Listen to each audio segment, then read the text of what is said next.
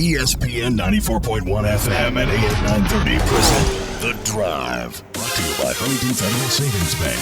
Local then, local now. Member FDIC. It is Tuesday, December 1st. Your drive begins now on ESPN 94.1 and AM 930. I'm your host, Paul Swann. You can join the program by calling the Miller Lite phone line at 877-420-TALK. That's 877-420-8255. Miller Lite, hold true, great taste. It's only 96 calories. It is the original light beer. We've got football and basketball to get into with you this afternoon. We're going to hear from Alex Mollette and Nazeeh Johnson. Usually we just hear a couple of sound bites, but they had some really interesting things to say. So we're going to play that in its entirety later on in the program. Also, as I mentioned, we'll get your phone calls in, and we're going to talk a little Herd basketball with you as the Herd traveling, of course, to Dayton, Ohio, taking on Wright State. That's going to be 7 o'clock. We're going to have that game for you right here on ESPN 94.1 and AM 930. And talking to some of the guys today, they're in getting ready mode specifically for Wright State. We're at that point right now where really not much out on teams. You're sort of finding what little bits you can. Not many games have been played. For Wright State, this is going to be the first game, so no film out there. So you have to basically go back, look at what they've done historically, what they have returning as far as players are concerned. And I asked Tavion Kinsey earlier this afternoon when I had a chance to catch up with him, just what did he know about Wright State? And he was pretty candid. He doesn't know much, but he does have a good idea on what they do bring. Don't know much about them. No, they're usually like the top in their league. Last year, I think they played, or they may have won like their league. I don't know. It's usually them in Northern Kentucky. So don't really know much about them. I heard they have like a dude who's close to 7 foot or like 6, probably like 10 or 11. And he's about like 260 to 70 pounds. So it's going to be, our bigs are going to have it in for themselves. And I think we just got to come ready to play. We don't know what we're facing. They haven't played yet, so we don't have any film on them from this year. I think today is going to be our first day watching film on them, so we'll see what their gameplay, what kind of things that they do, and we'll try to figure it out in these next 2.5 days before we play. So Tavion, they're going to put the film together, and they're going to have to go work against those big guys. Basically what I got out of that. They're working against the big guys. And the question was asked of Tavion, what's the possibility of Coach D'Antoni just using his lineup, using the versatility on the team, maybe going a little bit more athletic, going small against that big lineup? And here's what Tavion had to say. We're probably, I don't know, Coach Dan, you really can't really call it with him. He's a guy who has a lot of defenses, a lot of offenses, a lot of defensive schemes, a lot of offensive schemes. So I think today is the day we're going to find out how we're going to attack them or how we're going to go about playing with them, if we're going to start big or we're going to start small. If I'm hearing about this big guy that they have, I'm pretty sure they're going to have one of our bigger players such as Iron or Goran guarding him as much most of the time. But I don't know. I wouldn't be surprised if we went small and tried to run and try to be faster. Defensive-wise, I think we can match up tall, big, small. It doesn't matter who's out there. I think our defense is good enough once we're like fully defensive sound and all together. I think we can match up with anything that's out there. So it'll be surprising. We should find out today what we are going to go in and how our scheme is going to be for the game. Okay, so that's Tavion Kinsey. We talked to him earlier this afternoon, right before they went into practice, and they've got a lot of film study going on right now. We also had a chance to catch up with Michael Byers, and something that the players have been talking about these last couple of days is Coach D'Antoni has been saying you got to go to work early. He's even said himself, you got to go to work early against the big men of Wright State. Compared to how we played against Arkansas State, Dan's big focus in film was doing our work early. Well, with all the bigs, they've got a good big. We're going to have to do our work early so he doesn't bury us and keep good position, not get flat, don't get pinned in, just stay towards the ball, little stuff like that. But mainly just doing our work early so that we don't have to do most of our fighting once he has the ball. So, be in position, make sure that you're finishing plays. These are things that we talked about with these guys today. So, practice, of course, earlier this afternoon. Game coming up. We'll have it for you on Thursday right here on ESPN 94.1 and AM 930. Now, tomorrow, if the NFL football gods allow it, we're going to have the Baltimore Ravens and Pittsburgh Steelers game. Now, this game was set for last Thursday. This is going to be part of our Thanksgiving Day triple header that we usually carry, and then it was moved to Sunday. Like, okay, that's going to be a pretty good Sunday game. And then it gets moved again. Now, it was going to happen today. We were going to have that game actually coming up tonight after the show, and that was going to be our game we went to. No, it's been moved again. The Steelers and Ravens, if they play, will play football at 3:40 p.m. tomorrow. Now, we're going to carry that. We'll have that game. And we will have that game all the way up to the Doc Holliday show. I anticipate we'll be done with that game right before the coaches' show. So you'll have football tomorrow, and then you will have Doc Holliday. That's all coming up right here on ESPN 94.1 and AM 930. Now, you're kind of scratching your head. Why are they playing that game at 3:40 p.m.? Why are they doing that in the afternoon? Well, there's a simple reason for this. The NFL didn't want to ask NBC to change its programming. The reason being, NBC already had some pre-sold programming in place. The lighting of the tree at Rockefeller Plaza. Now, you might be thinking to yourself, okay, that's a tree lighting. Why is the NFL not pushing NBC to move back a tree lighting? Well, yes, the NFL game's going to be your bigger ratings getter. Understand. But a lot of people do tune in to watch the tree lighting. And it's something that advertisers really like. The audience that tunes in, that's what certain advertisers are looking for. Specific advertisers are putting their inventory in this program. It's something that sometimes dictates what we do in this industry. So NBC would have moved that if the NFL asked. However, the NFL, understanding that that's some preset money there for NBC, its media partner, and these games have been flexed a lot. NBC going to have the NFL at 3:40 p.m., and then it's going to be the tree lighting. So, hey, there you go. I mean, afternoon football. And, of course, if you're not able to watch it tomorrow, you're going to be on your way home. Usually tune into this program on your way home. I'm not going to be here tomorrow. Now, if there is a cancellation of this, I'll be right here tomorrow for the show. If there's not a cancellation, we're going to have the football game, and then we're going to go in no matter what.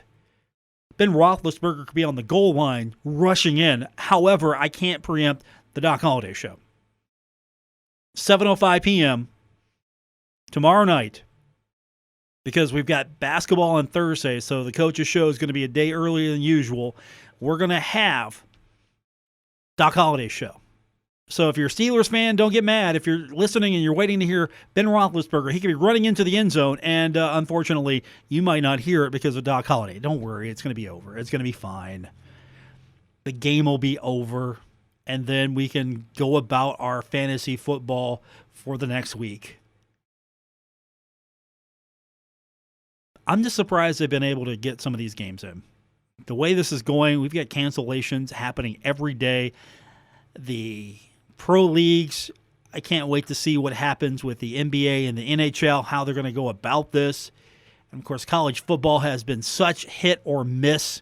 It's been such a cross your fingers, will you play? College basketball is becoming that way as well.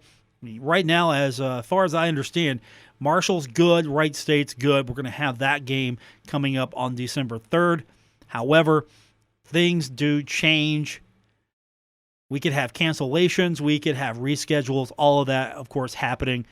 A lot of unknowns right now when it comes to these next few weeks and heading into these winter months. Pandemic is definitely going to be an interesting obstacle for several months here as we try to navigate all of this.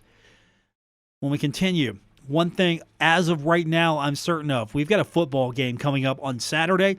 The Herd taking on Rice. It's senior day.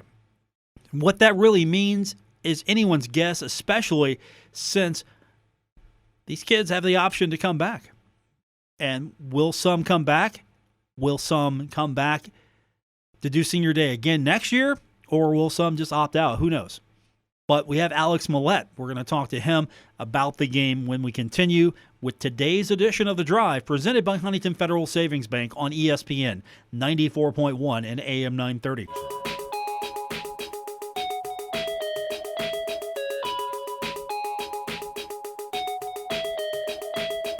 This is The Drive with Paul Swann on ESPN 94.1 FM and AM 930. As always, presented by Huntington Federal Savings Bank, this is The Drive on ESPN 94.1 and AM 930. Paul Swann, your host. Thanks for tuning in for this Tuesday, December 1st edition. We've got football to get into as the Thundering Herd not playing for a couple weeks. We'll finally get a game coming up on Saturday as the Thundering Herd will play host to Rice. And I'm glad we're finally getting back into action. I'm interested tonight where the Thundering Herd will land in the playoff committee's selections. Those rankings are coming out. And again, I don't think it's hurt, but I don't think it's helped either right now, Marshall not playing. I think Marshall will probably stay right in that same range. I don't think the Herd would drop, but I'm interested to see if they do, how far. I don't think the committee would drop them out, not penalize them for not playing. But Rice is coming up. Make sure that a good performance there, I think, will solidify at least your inclusion in the rankings. And there are other teams that are going to get a few more votes, consideration. Cincinnati, Coastal Carolina. Those are teams that are getting a lot of love. And I even saw one bowl projection. Brett McMurphy had a bowl projection. I think it was December 26th. I think the Cure Bowl, it was Marshall versus Coastal Carolina. And that would be an interesting matchup. I think that would be a fun matchup because these traditional bowl matchups we're seeing here are probably going to be condensed. We're losing games. There's not that many bowl games. The requirements are off now. So if your league has a bowl tie-in, you can fill it this year. It doesn't matter if you have teams with terrible win-loss records. Doesn't matter. You can fill all your requirements. And so all of these different matchups we see sometimes, good matchups between teams you usually wouldn't see. I think you're going to see a lot of that fall by the wayside. Where does Liberty fall? Does some bowl extend an invitation to Liberty without a bowl tie-in? That's going to be an interesting question here because that's a pretty good team right now, deserving of a bowl bid. But the bowls are more of a backroom deals. Hey, we're going to tie in with this conference. It's not like the old days. You remember the old days of football, and it's exaggerated to a bit. If you ever watch an old sports movie, if you watch great TV show, used to be on ABC, Coach. Anybody a fan of Coach? Remember that episode where the guy with the loud blazer showed up to extend the bowl bid?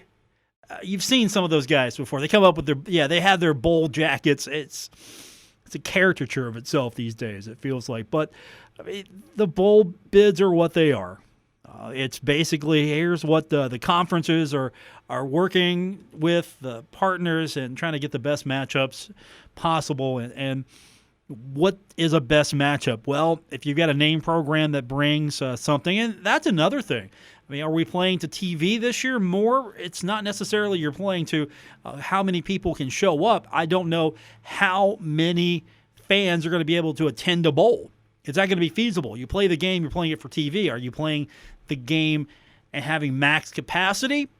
Then again, some of these games really lack when it comes to attendance, but for those who like to follow their favorite team to a bowl game, and this might be a disappointing season, you get into a really good bowl, but you're not going to be able to really take advantage of the fact that they're there. You're not going to make that a pilgrimage as you usually do. And of course, we never know what the bowl bids will look like until they're out. So you might have a short turnaround. I don't know. Marshall's going to play a conference championship and maybe a week later play in a bowl game. I don't know. But that's where we're at right now. And one more thing before we hear our interview with Alex Mollette. Grant Wells today named to the Davey O'Brien Awards quarterback class of 2020. And if you are on social media right now, there's sort of a vote going on. Check it out. I know Herd fans like to jump on social media and vote for their favorite Herd player. Here's another one. You can go to Marshall's Twitter account. They've retweeted it. I retweeted it. I'm at Paul Swann. There's a content. I don't know. Honestly, I don't think this isn't a fan vote thing. I don't know. But it is an opportunity for Herd fans to show their fandom and support their guy. So you can go to my Twitter account and you can find that link there. Alex Mollette, had a chance to catch up with him earlier this afternoon as we were doing player interviews with some of the Thundering Herd members. And Alex, of course, has had some time off, just like everyone else. But they haven't. They've not played, but they've been practicing. They've been doing work every day. It's not as if these guys have just been sitting in their room. They didn't get a chance to go home. So they've been working, and they've got an opponent this week that there's not that much film on. But we're going to try to break it down. Here's Alex Mollette trying to help us break down what we can see this week and what we can expect when Marshall plays Rice. So, Alex, you've had some extra time now here. Get ready for Rice. What have you seen in your preparation, and what's the challenge for you this week? They're a really, really good defense. They do a lot of good things. Even when we played them last year, they had a lot of solid players up front. They got some good linebackers. You know, they were a good football team last year, and now they just got a lot of older guys. So, they got a really, really good defense that we got to prepare right for, and we really got to, get after. Anyone stand out to you? I know you had limited film on them for this season, but who stands out to you, or who are you focusing on? All of their defensive linemen are very, very solid, really good players. They have a linebacker. Blaze Aldrich, who was who's really, really good last year, and he's doing the same things he did last year this year. Just all around, they're a very, very solid defense, and I think as a whole, we're just kind of trying to game plan around all of them. What makes these guys so tough? It seems like every year they come in, they play a tough.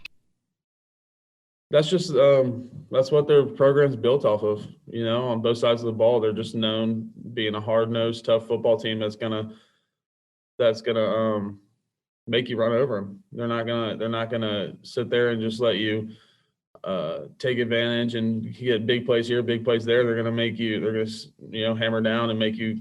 They're gonna say, "Here's us," and beat us. I think that's a very, very strong. That's a big positive for them. Alex, last year you all go in there, and I think they were 0-7, and didn't have much hope really of the season. You all go down there, and I think it was a 13-7 game or 17-7 pretty much throughout the majority of the second half. And could you all tell on the field like this isn't an 0-7 team? When they get this thing right, they're gonna be really tough to beat. No, yeah, absolutely. We got in that game. We're like, what the heck? Like, these guys are good. This is a good football team. I don't really know what happened last year. I know they ended up winning, I think, 3 games at the end of the season. yeah, I mean, they started to put it together at the end of the year last year, and they got a lot of those guys back, and I think that says a lot about their head coach doing a really, really good job, and I think that they have a very, very bright future in our conference.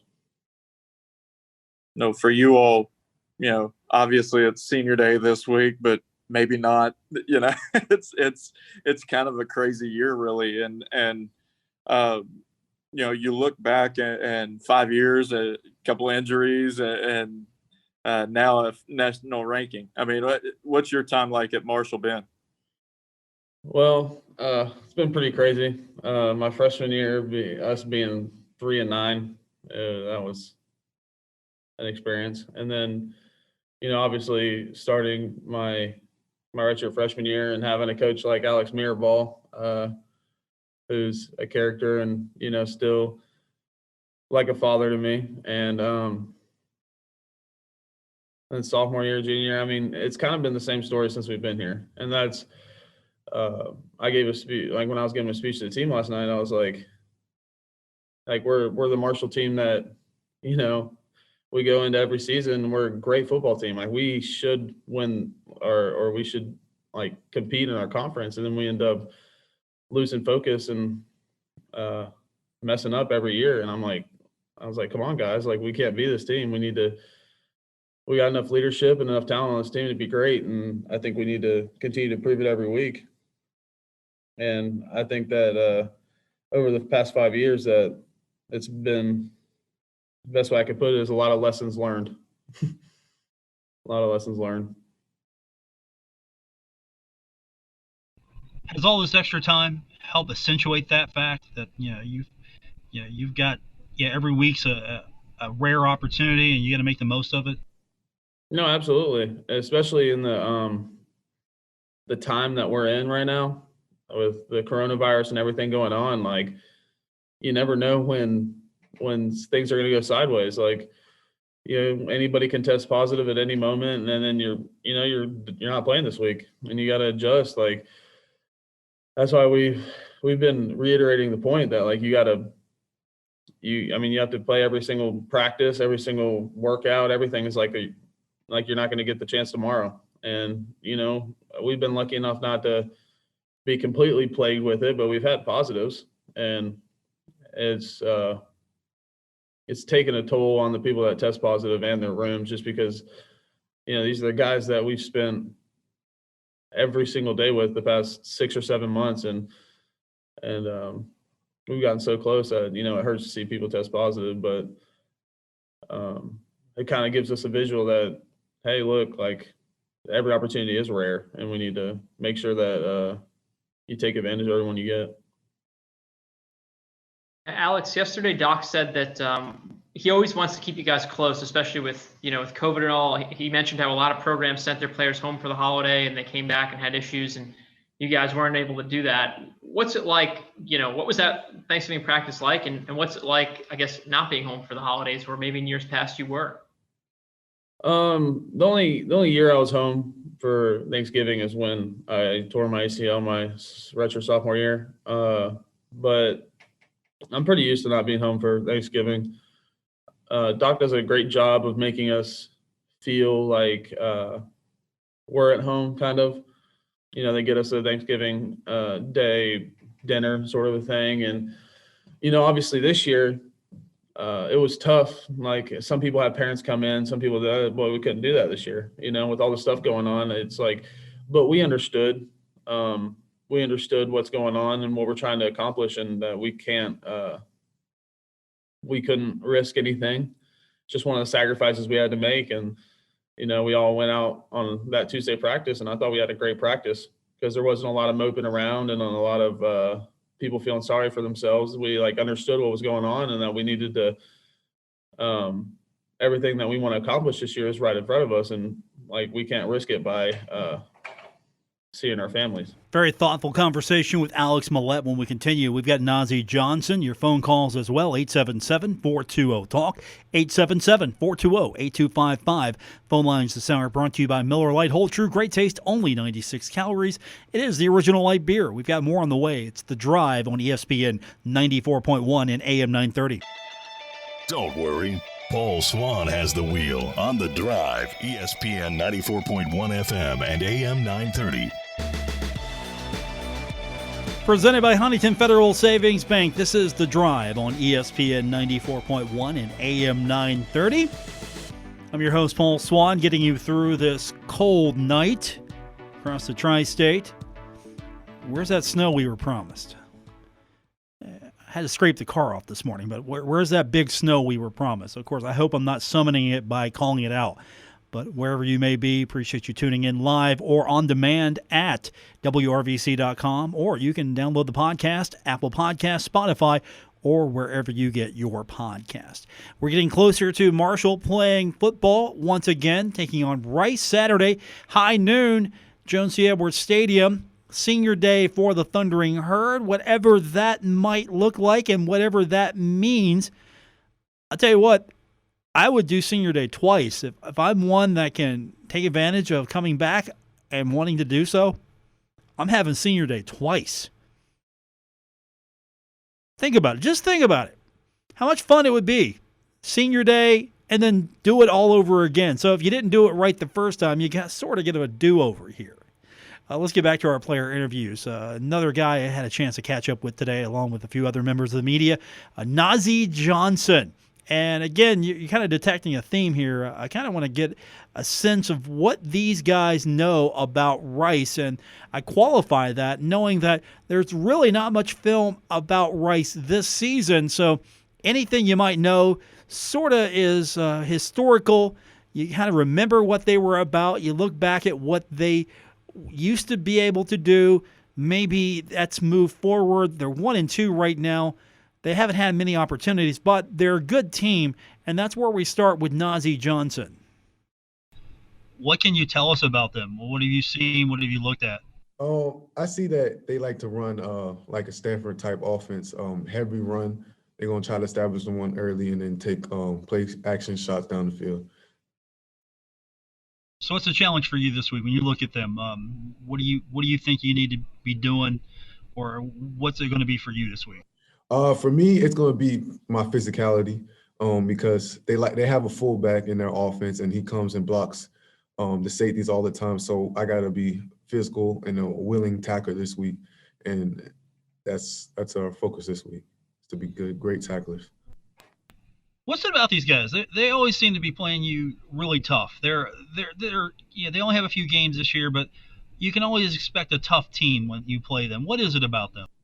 I think it's just their dedication, their willpower, because that's a good team, a very smart school. So they got the knowledge, and then you put that physicality with that. So they got a really good team, and they run the rock a lot.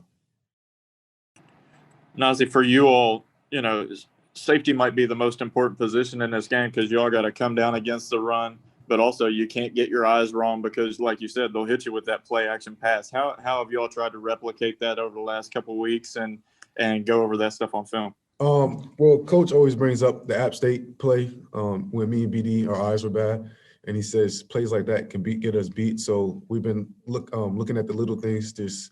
He's been drilling in our head, just do your job and plays are going to come to you. So if we all just get our eyes right and make the plays that were supposed to be made, then we'll be in good shape.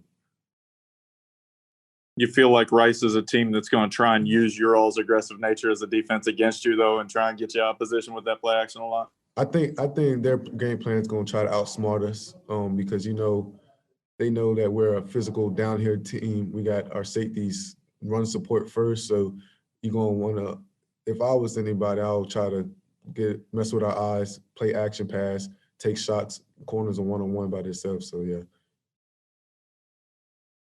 Nazeeh, what's it been like for you guys to play a game then have a week or 2 weeks off? And sometimes it might even feel like more than that. And to do that a bunch of times this season, how have you kind of maybe adjusted your schedule or maybe altered your preparation at all? Every week is a new week, and it never gets easy. We've been through this time and time again. But I like it because you get to focus on yourself. You get to work on the little things that you wouldn't be able to work on if you had a game that following week. And I think we got a lot done the past weeks. When we weren't playing, people got healed up, people came back.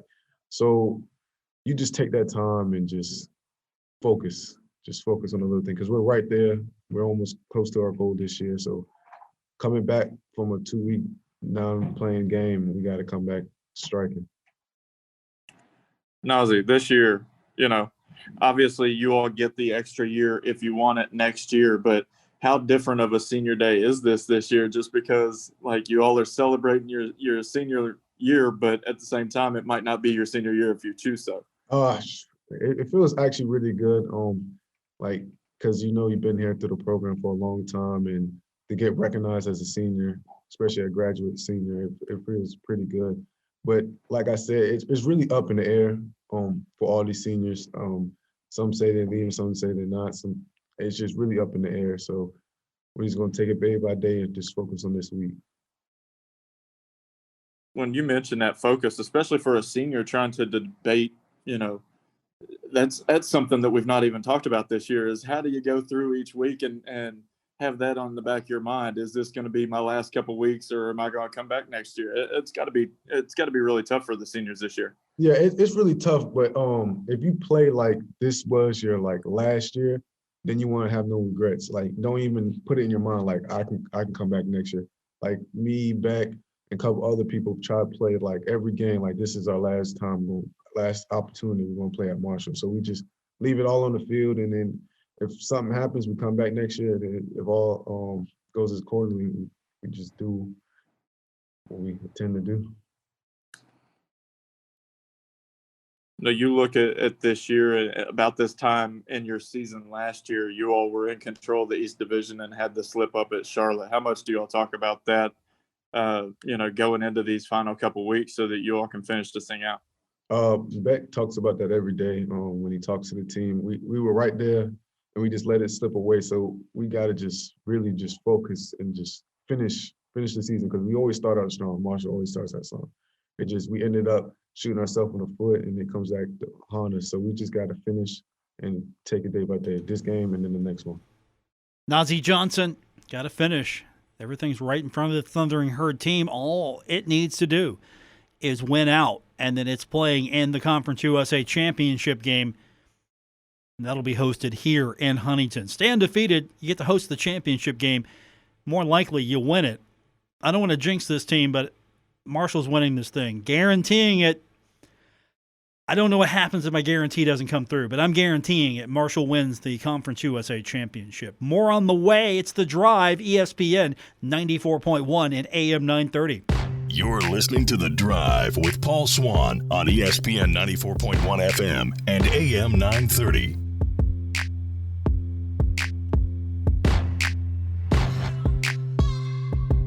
If you follow me on social media, and you should, at Paul Swann on Twitter. Of course, we've got you covered on Facebook. We've got a group for you to follow, brand new, and we also have a Facebook page. Just search The Drive with Paul Swann, and you should be able to find both of those on Facebook. But if you follow me on Twitter, you know that sometimes I like to throw up those flash polls. And yesterday we were talking about Jared West and how he really takes pride in his defense. I kind of threw it out there, just amusement to myself. What if Jared West was always guarding John Elmore? Would John Elmore have made all those buckets? Would Johnny Buckets be Johnny Buckets if Jared West was on him all the time? So I threw that out on Twitter, and the results are in. Unscientific poll here, but John Elmore said, one of my favorite teammates ever, would have been fun. Jared West said, my guy, great player and great person. The competitive juices would have been high. And this is interesting. I thought it'd be tighter. But right now, final vote, John Elmore, 72% of you, over 109 votes. Well, not over. 109 votes. Caught myself there. 72% said John Elmore wins this battle. Jared West, 28%. I'm thinking Johnny doesn't get all those buckets if Jared's on him all the time. Now, if it's just those two playing one-on-one, maybe a game of horse, I don't know. But boy, that would have been a fun matchup. That's a matchup, definitely. I mean, after all, you put Johnny Buckets out there, you're going to get some buckets, right? But if I got a guy like Jared West, I'm going to make him earn every single basket. It would have been fun. Both those guys have a great competitive nature about them. It's a good competitive nature. They just want to go out there and play the game the highest level they possibly can. That would be a fun matchup. Maybe in a few years, maybe we can get that matchup. Or maybe in a few years, you know what? The basketball tournament could use an extra guy. And maybe, just maybe, we can get Jared to join Herd That. I know his father with Best Virginia. I mean, I don't know. Herd family blood. I don't know. I don't know where that would go, but I definitely would love to see a basketball tournament entry with Jared West on that squad here in a few years. That would be interesting. Of course, Thunder and Herd basketball back in action Thursday night. We'll have it for you right here on ESPN 94.1 and AM 930. What would be a dream matchup? If you could take two Thundering Herd players from the past and put them together one-on-one, just a dream matchup. Let's just say this is a exhibition for charity. We're not going to put any other major implications on it. Just two of the best going at it. What would the matchup be? Which two players would you want? There's your homework assignment. You can find me on Twitter at Paul Swann. I mean, John Taft, Skip Henderson, you throw those guys out there? Do you go with J.R. Van Hoos? You throw a Tamar Slay out there?